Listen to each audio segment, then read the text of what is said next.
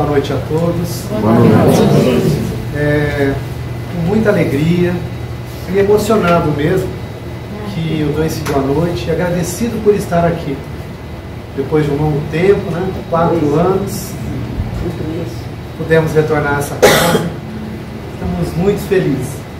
De vez em quando lembrávamos dessas paredes, de algumas pessoas assim que a gente já conhecia, lembrávamos com saudade, claro, e aqui estamos. Então a gente precisa agradecer, como nossa irmã disse, nós viemos a essa casa nos encontrarmos com Jesus. E depois de agradecer, gostaria de dizer que nós estamos procurando esse Jesus, cada um de nós. E eu gostaria de refletir com cada um nessa noite das possibilidades e dos encontros que a divindade tem proporcionado a cada um de nós, aí de encontro a esse Jesus, a esse amor, e o que esses encontros têm causado em nossas vidas. E para ilustrar um pouco sobre esses encontros, que é o encontro divino, eu vou trazer alguns exemplos e algumas passagens do Novo Testamento, da literatura espírita, para que possamos aí nos espelhar e ver em que estágio nós estamos. E durante a nossa vida, nesses nossos caminhos de sombra e de luz que cada um de nós temos, aonde nós vamos nos encaixando.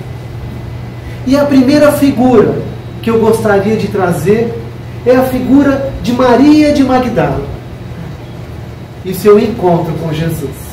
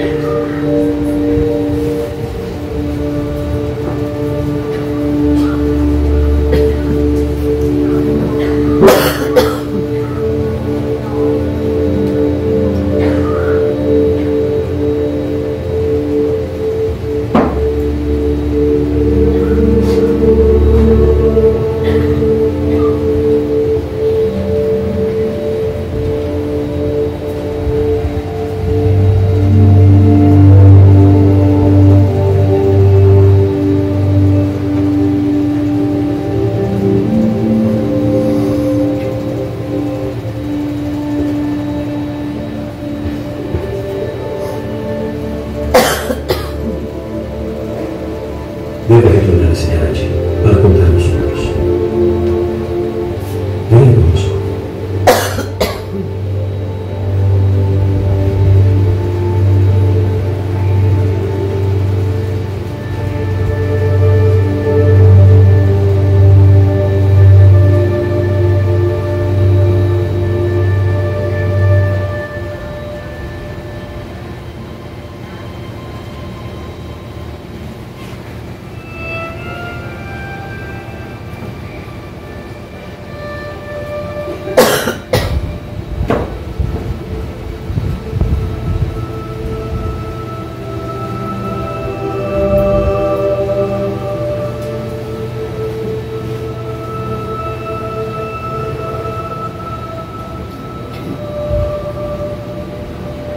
Por que choras? Quem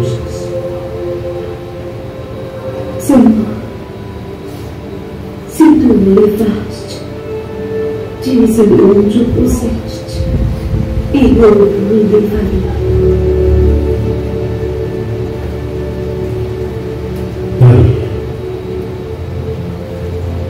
Amor, não me detenhas, porque ainda não subi para meu Pai. Mas olhe para meus irmãos e dize-lhes que eu subo para meu Pai e vosso Pai, meu Deus e vosso Deus.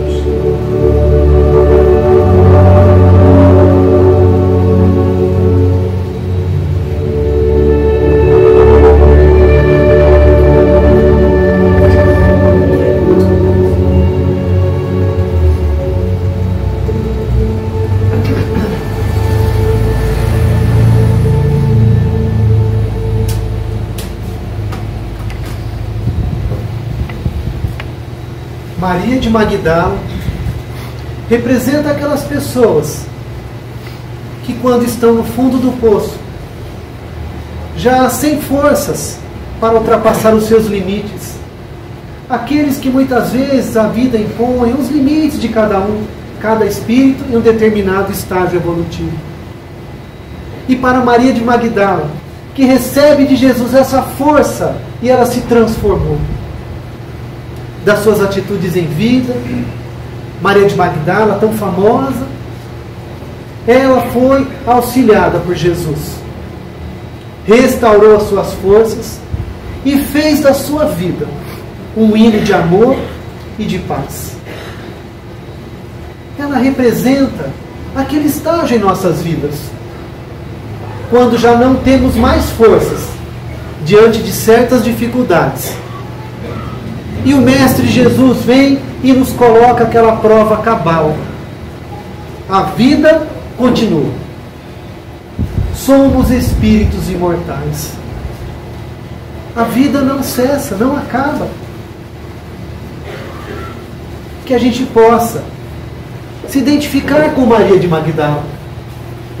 E que depois de tendo esse último encontro com Jesus, narrado nos Evangelhos, depois de muito tempo, seguindo os passos de Jesus, foi levar o amor a todos aqueles que eram esquecidos nos vales dos leprosos, dos rancenianos, e passou a sua existência ali.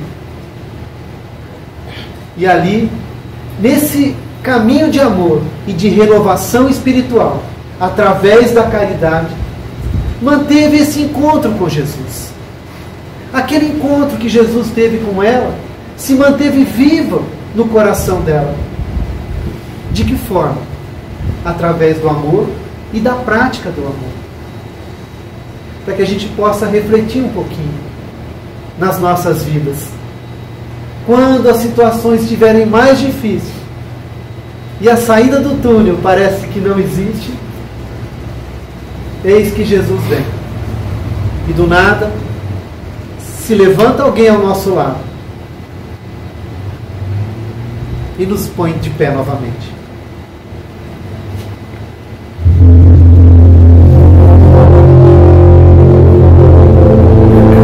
E de como ele voltou aos mortos, ressuscitado como havia sido dito pelos profetas.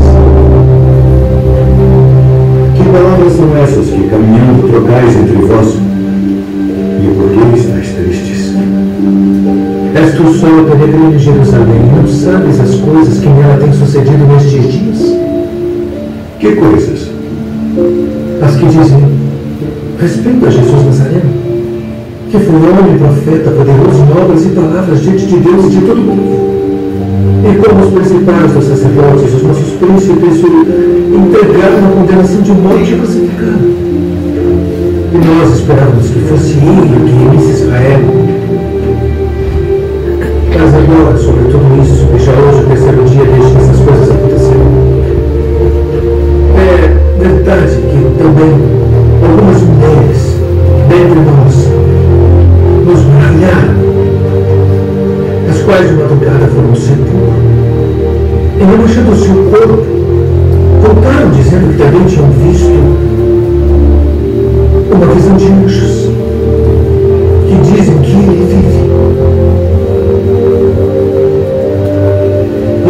todos os que estavam conosco foram ao sepulcro e acharam ser assim, como as mulheres haviam dito. Porém, a ele não viu.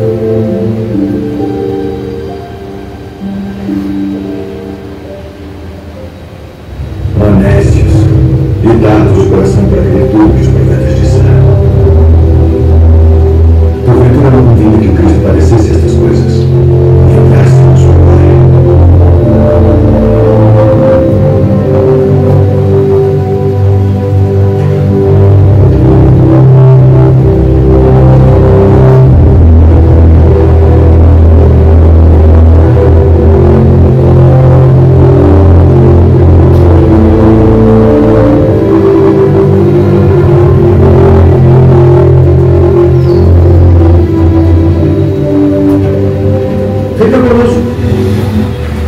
Porque já é tarde e já declinou o dia.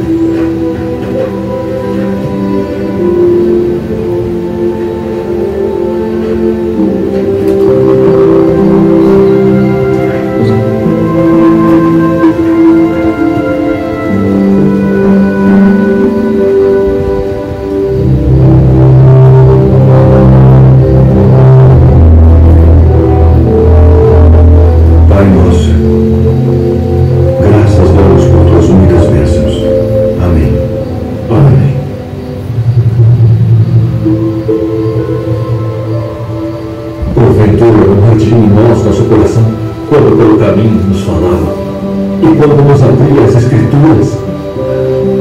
Devemos voltar a Jerusalém agora mesmo.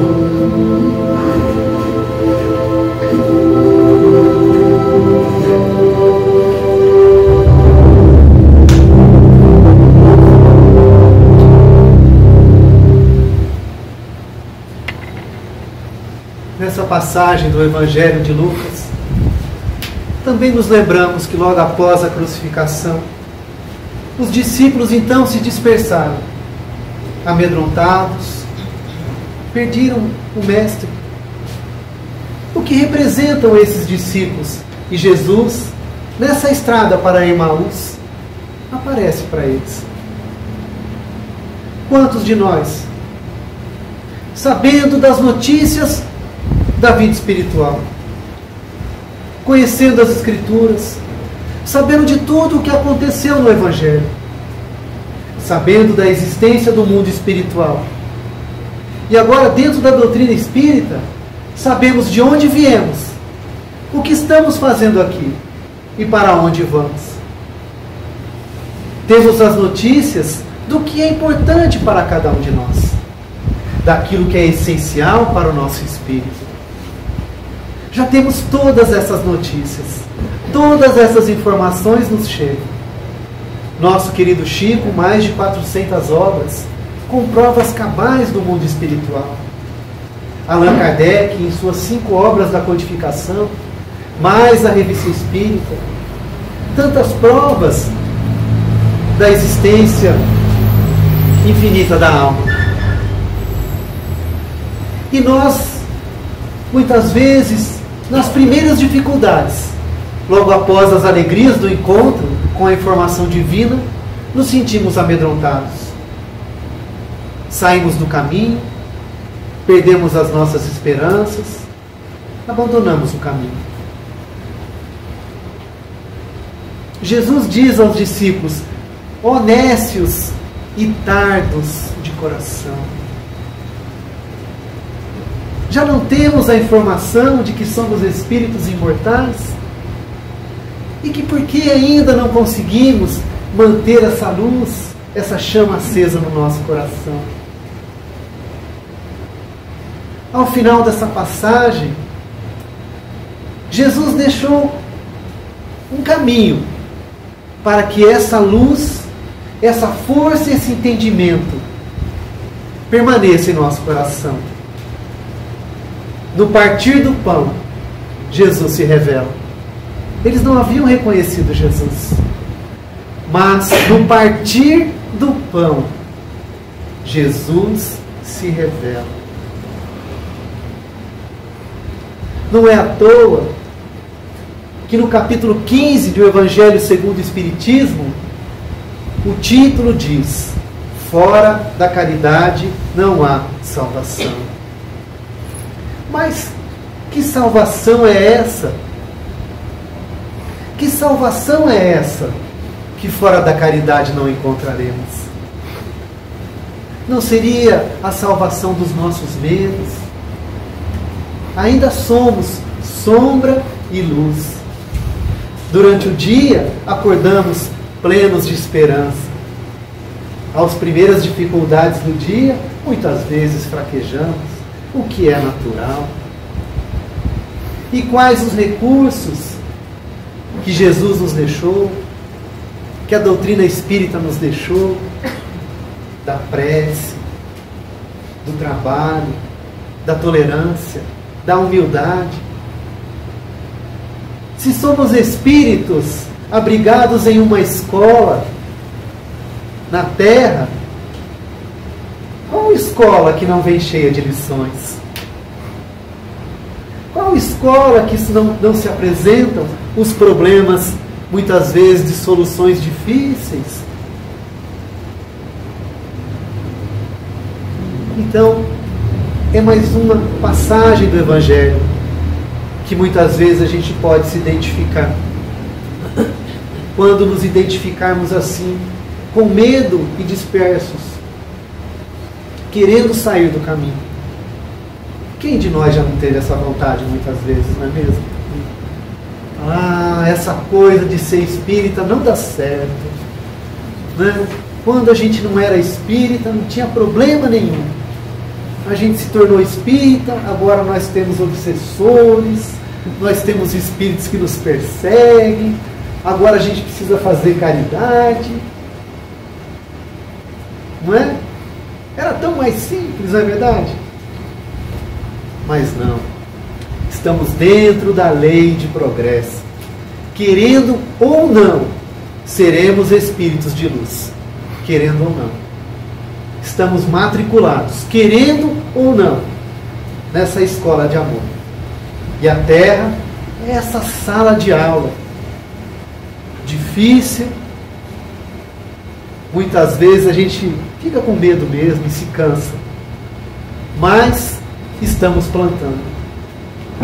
Quando Jesus, no Sermão do Monte, diz: bem-aventurados os aflitos, bem-aventurados que sofrem.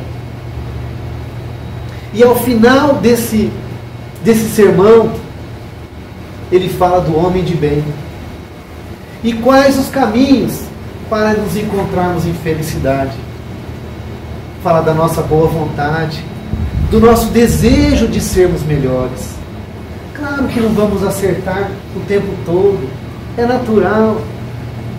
Se assim não fosse, nós nem precisaríamos estar aqui, ou melhor, já estaríamos do outro lado, ajudando os encarnados que aqui estão.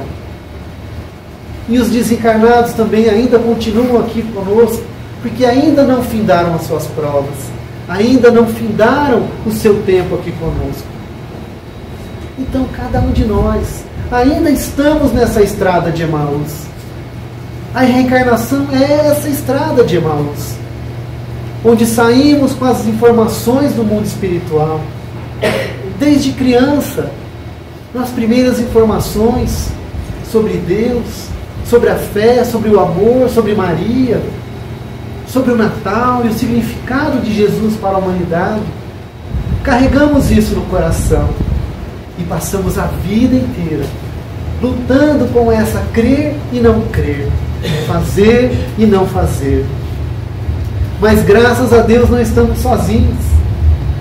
E de vez em quando Jesus coloca um anjo no nosso caminho, e que não nos deixa desanimar, não nos deixa nos afastar muito tempo do caminho. Não que não possamos fazer isso, são escolhas que poderíamos fazer.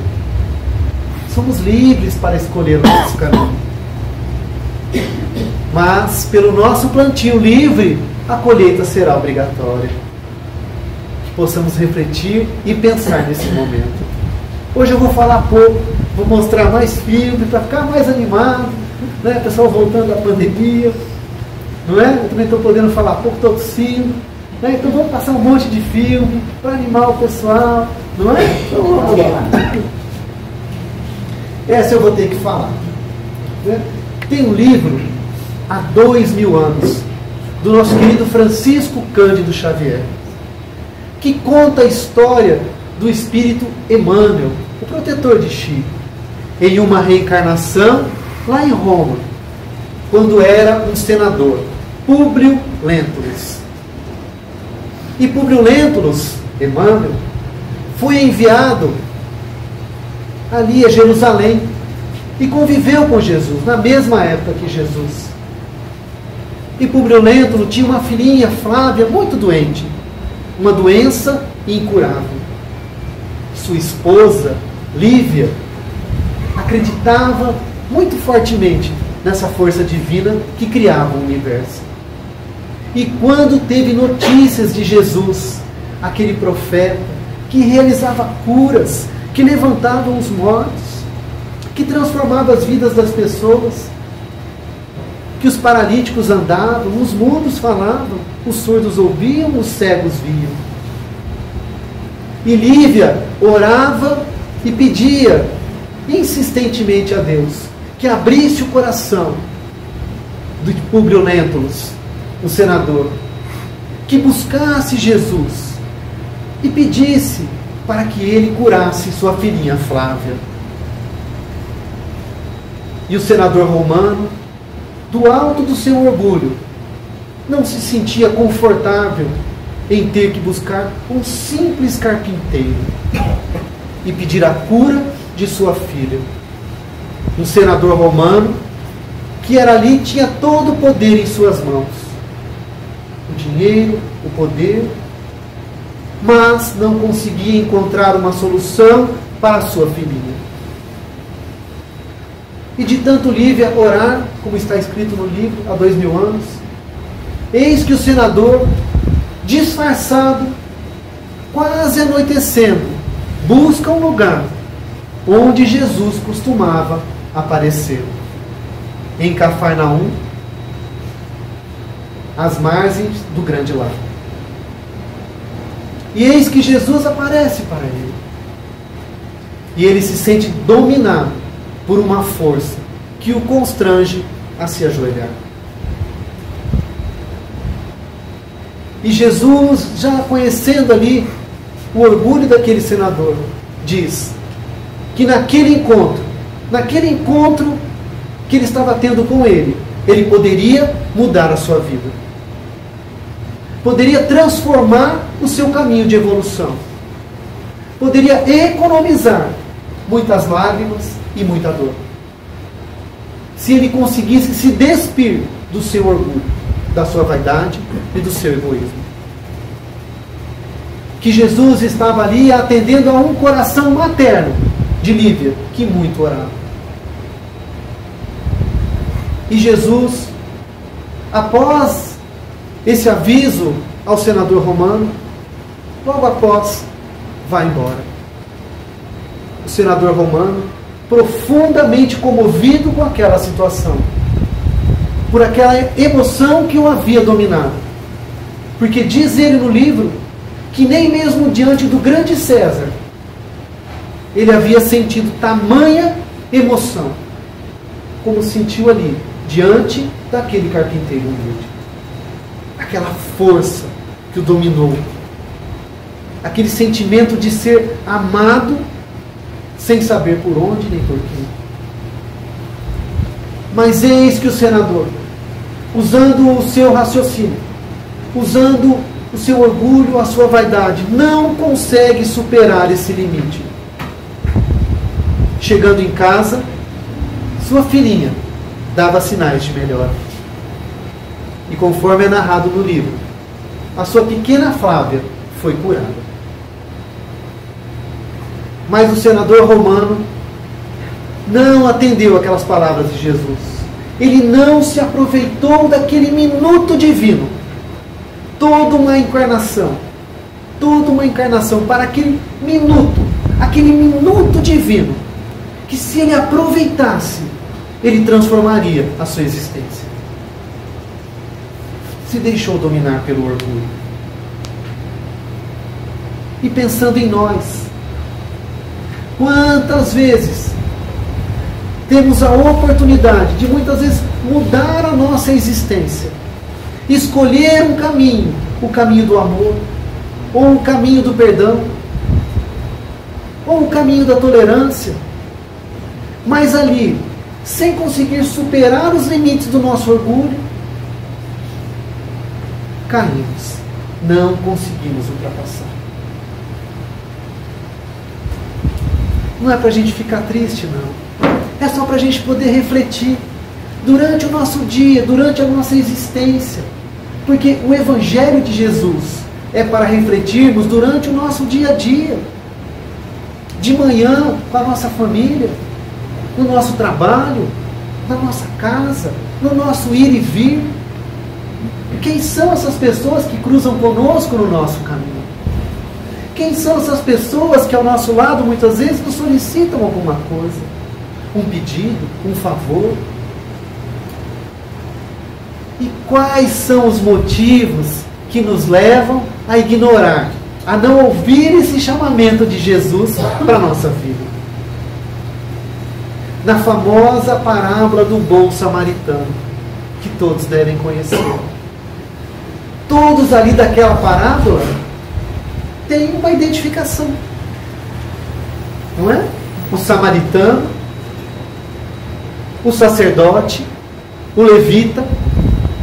O único que não tinha nenhuma identificação era o homem caído. Alguém sabe quem era aquele homem caído?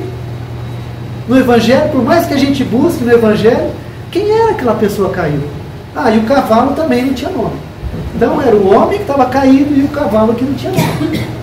Mas existia o samaritano, que todo mundo sabia que era uma pessoa de má vida.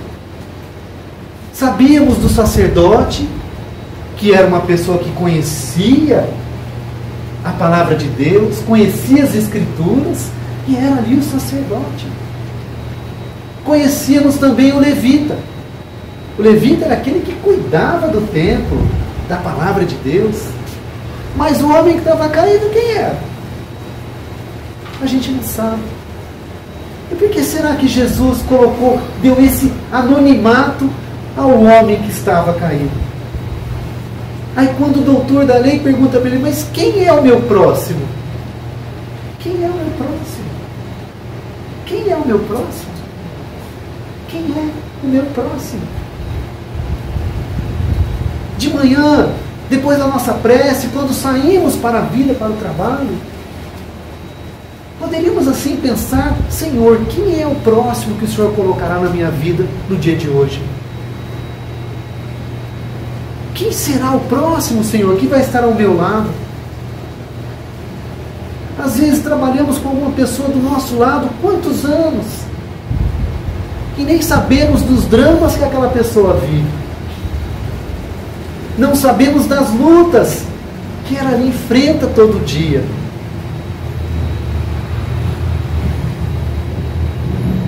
E o que a gente faz com isso? Todo dia nós temos um minuto divino. Todos os dias da nossa existência temos a possibilidade de superarmos um pouquinho do nosso limite.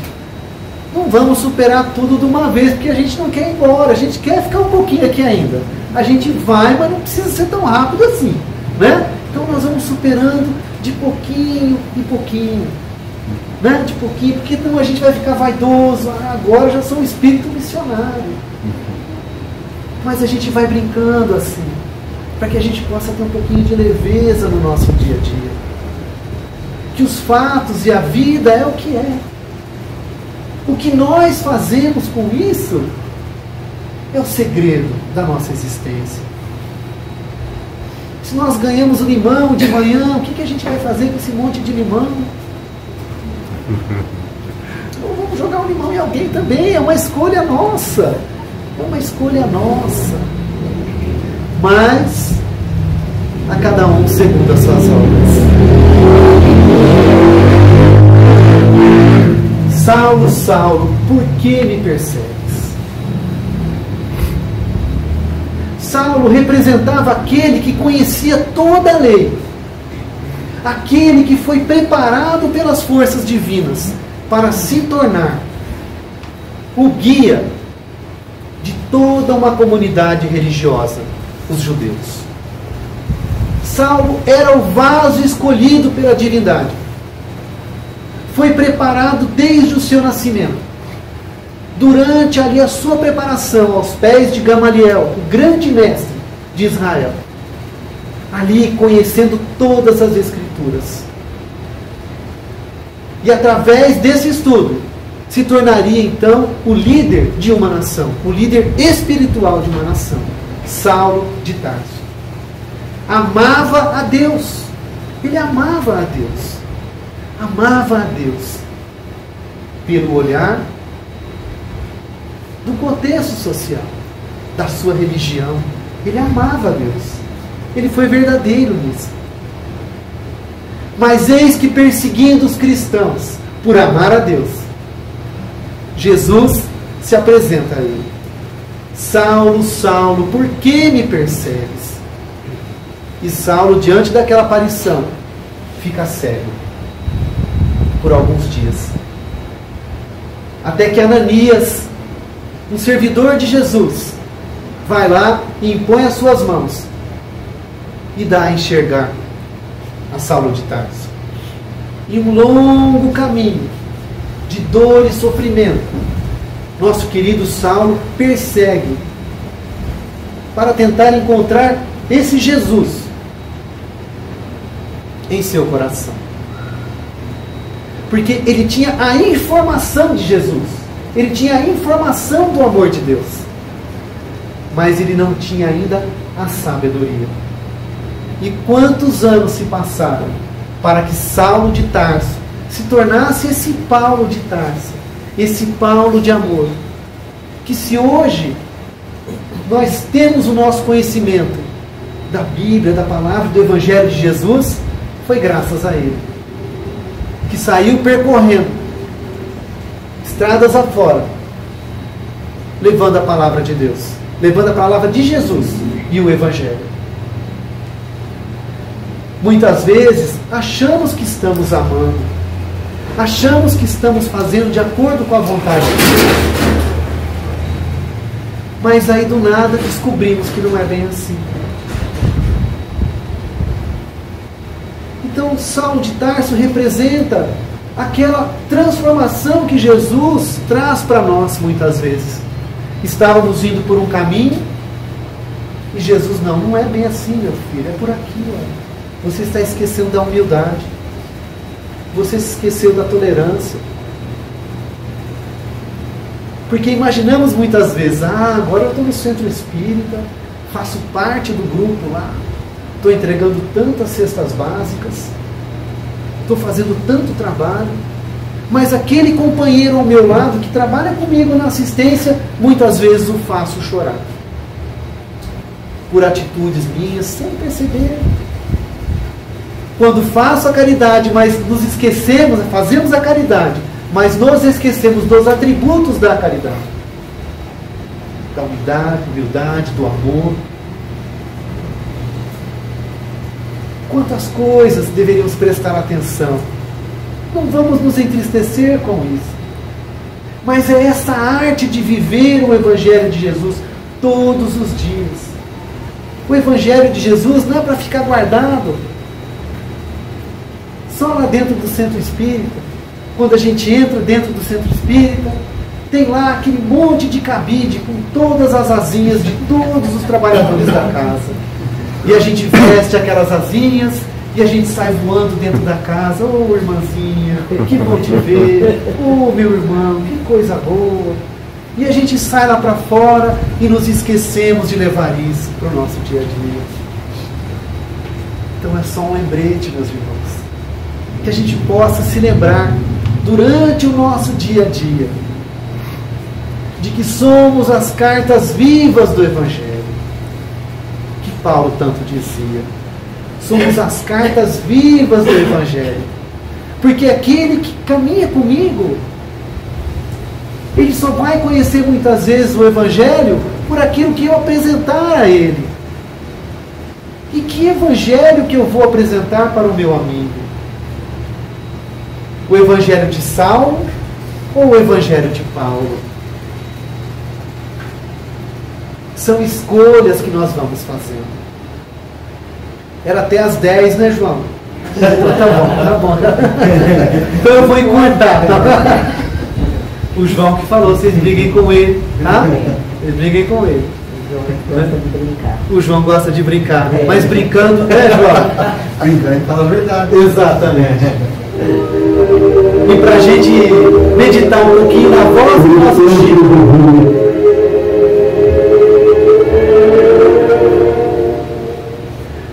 Quando o cavaleiro da Xangó, valoroso senhor de França, se ausentou do medievo domicílio pela primeira vez, de armadura fugindo ao sol, dirigia-se à Itália para resolver urgente questão política. Eminente cristão, trazia consigo um propósito central: servir ao Senhor fielmente para encontrá-lo. No longe de suas fontes, viu surgir de inesperado o seroso mendigo a estender as mãos descarnadas e súplices. Quem seria semelhante infeliz a vaguear sem rumo? Perguntavam. Serviço importante em demasia, e sem se dignar fixá-lo, atirou a bolsa farta. O nobre cavaleiro, popular e mais tarde, menos afortunado nos negócios, deixou de novo a casa. Demandava a Espanha emissão de prelados marinhos. Se afeiçoara. No mesmo lugar, postava-se o infortunado pedinte com os braços em rogativa. O fidalgo, intrigado, revolveu o grande saco de viagem e dele retirou o pequeno brilhante, regressando ao triste caminheiro que parecia devorá-lo com o olhar. Não se passou muito tempo e o castelão, menos feliz no círculo das finanças, necessitou viajar para a Inglaterra, onde pretendia solucionar vários problemas alusivos à organização doméstica. No mesmo trato de solo, é surpreendido pelo alargado leproso, cuja velha petição se ergue no ar. O cavaleiro arranca do chapéu estimada joia de subir para ele e projeta sobre o conhecido bandeiro orgulhosamente. Decorridos alguns meses, o patrão feudal se movimenta em direção de porto distante em busca de precioso empréstimo destinado à própria economia ameaçada de colapso fatal. E no mesmo sítio, com rigorosa exatidão, é interpelado pelo mendigo cujas mãos, inchada aberta, se voltam ansiosas para ele. Bacharval, extremamente dedicado à caridade e audácia, despe, fino manto, entrega de longe, receando o contato. Depois de um ano, premido por questões de imediato interesse, vai a Paris invocar o socorro de autoridades e, sem qualquer alteração, é decantado pelo mesmo Lázaro, de feição dolorida que lhe repete a antiga súplica. O castelão atira-lhe um rodo de alto preço, sem qualquer pausa no galope em que seguia presto. Sucedem-se os dias e o novo senhor, em ato de fé, abandona a respeitada residência um séquito festivo. Representará os seus junto à expedição de Rodolfo de Bouillon na cruzada com que se pretende libertar os lugares santos. No mesmo ângulo da estrada, era esperado pelo mendigo que me reitera a solicitação em voz mais triste. O ilustre viajante dá-lhe então rico favor, sem oferecer-lhe a mínima atenção. E na Palestina, Bachová combateu dolorosamente, caindo ferido em poder dos adversários. Torturado, combalido e separado de seus compatriotas por anos a fio, padeceu miséria e vexame, ataques de humilhações, até que um dia, homem convertido em fantasma, torna a olhar quem não o reconhece. Preparada a falsa notícia de sua morte, a esposa deu-se pressa em substituí-lo à frente da casa, e seus filhos, revoltados, soltaram cães agressivos que o dilaceraram cruelmente, sem comiseração, para com o pranto que lhe escorria dos olhos semi-mortos. Procurando velhas afeições, sofreu repugnância e sarcasmo, interpretava agora a conta de louco ou esfidalgo em sombrio crepúsculo, ausentou-se em definitivo a passos vacilantes. Ceder para onde? O mundo era pequeno demais para conter a dor. Avançava penosamente quando encontrou o mendigo. Relembrou a passada grandeza e atentou para si mesmo, como se buscasse alguma coisa para dar. Contemplou o infeliz pela primeira vez, e cruzando com ele no olhar, angustiado, sentiu que aquele homem, chagado e sozinho, devia ser seu irmão. Abriu os braços e caminhou para ele, tocado de simpatia, como se quisesse dar-lhe o calor do próprio sangue. Foi então que, recolhido no regaço do companheiro, que considerava leproso, ele ouviu as sublimes palavras da Chanval em mim. Eu sou Jesus, teu amigo, que me procura no serviço ao próximo, mas cedo me encontro. Enquanto me buscavas à distância, eu te aguardava aqui tão perto. Agradeço eu as joias, o manto, o agasalho com que me deste. Mas há muitos anos te estendi os meus braços, esperando o teu próprio coração. O antigo cavaleiro nada mais viu, senão vasta senda de luz entre a terra e o céu. Mas, no outro dia, quando os semeadores regressavam às lides do campo, sob a claridade da aurora, tropeçaram no orvalhado caminho com um cadáver da Chanval escavador.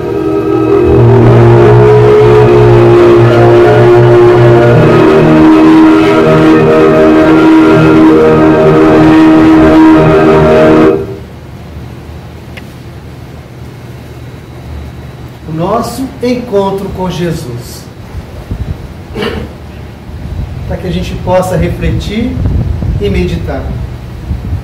Como disse nosso querido Chico, Jesus está mais próximo quando estamos no trabalho de amor ao próximo, quando buscamos superar os nossos limites, praticar esse amor difícil de compreender, mas esse amor sem recompensas, esse amor sem reivindicações, esse amor muitas vezes nem ser compreendido por aquilo que fizemos. Esse é o objetivo: amar por amar, fazer sem que ninguém saiba que fomos nós que fizemos.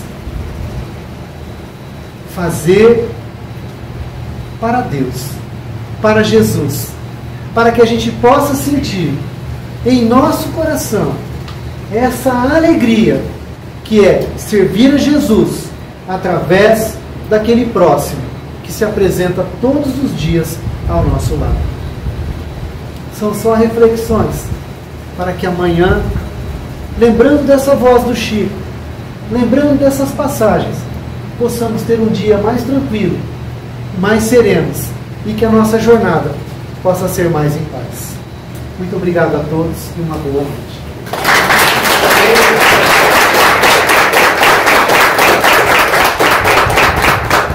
Agora eu aceito as palmas, porque teve um lugar que eu todo assim, né, sem nenhuma vaidade, as pessoas aplaudiram. Eu falei, pra que isso, pessoal? Não precisa disso, né? E por dentro, ai, que gostoso. Né? E todo mundo aplaudindo. Eu falei, mas não precisa disso. Aí o dirigente da casa, que era vidente, veio assim no meu ouvido e falou, meu irmão, eles não estão batendo palmas para você, é para o seu guia ao seu lado, que todos estão vendo. Obrigado, gente. Uma boa noite a todos. Muito obrigado. Obrigado, até breve. Se Deus quiser. Tudo de bem. Obrigado.